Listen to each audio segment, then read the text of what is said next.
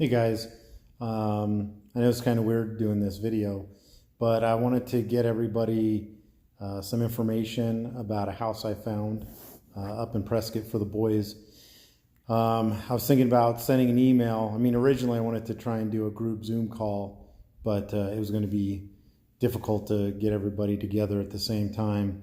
So I was going to do an email and then thought all the information I want to give you guys, it's going to be a really long email. So then I was like, I'll put a little YouTube video together and maybe make that easier to get the information to you that I wanted to get to you. So I'll start with, we sent an email to our friend's nephew in Prescott, Jacob, who's a realtor, and asked him the questions that we had asked as a group. And there was like 5 major questions that we asked him. And when he responded, he basically said he couldn't answer the first 4, and then gave us a quick answer on the 5th question, which right now I don't even remember what it was.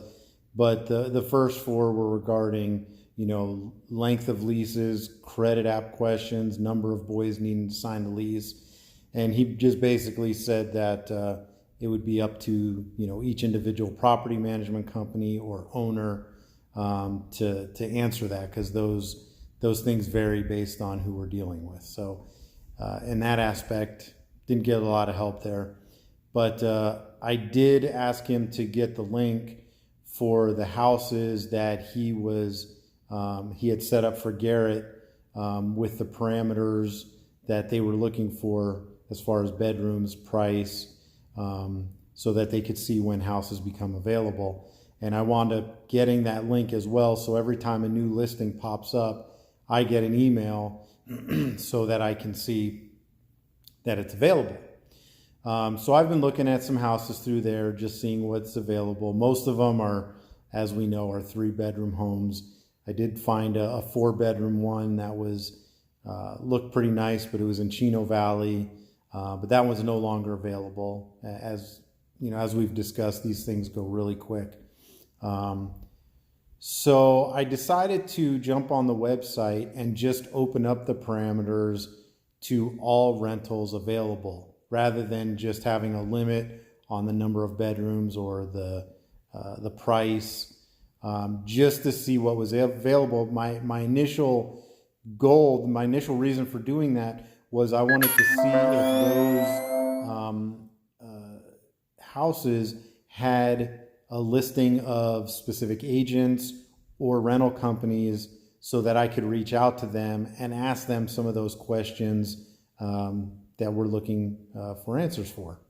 Unfortunately, most of them did not have any contact information. It was contact agent, which in this case is Jacob, and then he would follow up and reach out to the necessary parties. So as I'm looking at these houses, the first one that I see is listed for like $3,200 a month, which is obviously way above what we're looking for.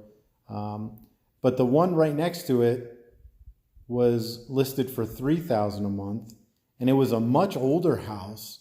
It was 3 bedrooms and only 1,500 square feet. And my curiosity got the best of me. I was wondering, why is this old rinky-dink little house so expensive? Why is it, compared to other houses that are in like the $1,500 range, why is this listed at $3,000? So I pulled it up. And here, the house, it was listed that it is fully furnished, that all utilities are included, including front yard and backyard maintenance. And so that got me thinking a little bit. I was like, okay, well, if that's the case, what would it be to compare a regularly priced house, adding the utilities, and seeing what that price was? So I asked Garrett, I knew he had put together a spreadsheet listing out expenses, utilities, and so forth, rent. And when he sent that, the number that he had come up with was about $2,400 a month. And that's with a $2,000 house, which I know was at the top of their budget. and then about $400 for utilities. And so I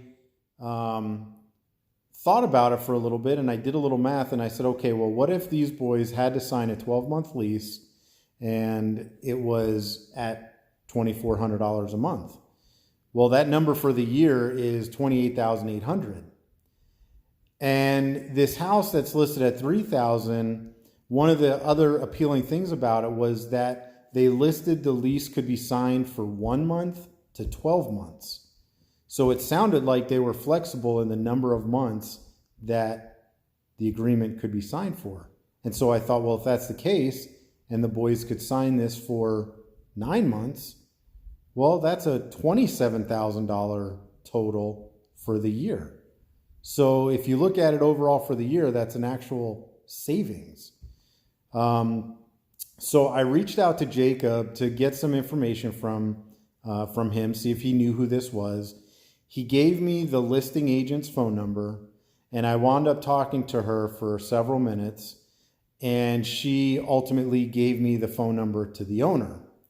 And when I talked to the listing agent, she had said that this house was a friend of hers, and it's actually a vacation property that they list on VRBO and Airbnb, and that she thought she would just list this house on this Flex MLS website as a favor to her friend to just, give her some extra exposure. So I wound up, she gave me the owner's information, and I called her and left a message, and took a day or two till we were able to actually talk. But we spoke for about 10-15 minutes a couple days ago, and I got to tell you, I'm very intrigued by this situation. The lady seems very, very nice. Sounds like she's very interested in working out a deal, and they're very flexible. And I explained to her, we got four boys going to Embry-Riddle, and I told her the appealing thing was that, more of a 9-month term for us would be much better rather than having to sign a 12-month lease. And she seemed very open to that. And I also asked her if there was any wiggle room on the monthly expenses, on the monthly rent. And she said yes, that they would be willing to come down to $2,700 a month. So you think about it, if the boys were figuring $2,400 a month, and this place is $2,700 a month, you're paying an extra $75 per kid to have a fully furnished, move-in ready place. All utilities paid. They wouldn't have to put deposits down for any utilities. There would be no setup. We wouldn't have to buy or take any furniture other than a desk or two if the boys wanted desks. It would literally be bring a suitcase and you are ready to live in this place. So it is super appealing to me in that sense. It's also only 4 miles from the school. So, this whole thing it's coming together and really makes sense. And considering the flexibility they have, she did tell me that as of right now, they have somebody interested in staying in that place from July 31st to August 30th. But she made it sound like that wasn't 100%, and she would be willing to not take that booking if we wanted this place. But she also threw out another possibility, because I told her that as of right now, the school is supposed to open, first day of school is like August 22nd. She also said that her and her husband are currently in a rental right now as well, and that they're moving out August 19th, but their lease is over on August 30th. So, and this is a furnished vacation rental as well. And so she threw out the possibility of, if the boys needed a place to stay for a week and a half, that they may be able to just stay at this current rental that they're at until the new place, the place we're talking about, becomes available.